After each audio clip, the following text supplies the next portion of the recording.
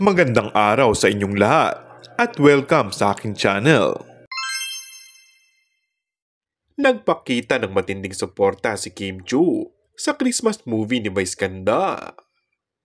Sa Instagram story ng aktres, ibinida nito ang poster ng And the Breadwinner Is. Unahin na sa mga sinihan ngayong Pasko. Congrats mama! Mensahe ni Kim para kay Vice Ganda.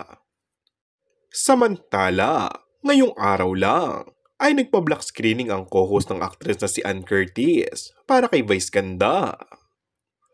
Ilan sa mga bisita ay sina Georgina Wilson, Agot Isidro, Kim Chiu at Paolo Avellino bilang suporta kay Vice Ganda.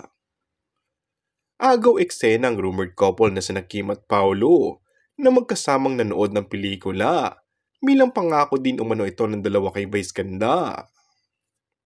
Naging trending muli sa mga social media platforms ng Kim Pao dahil sa mga kuhang larawan nila sa sinihan na say ng ilan ay obvious na daw ang relasyon. Samantala, halos naluharaw sa tuwa si Vice at talagang abot-abot ang pasasalamat niya kina Ann at Kim at kasama pa ang ina sa mga malalapit na kaibigan.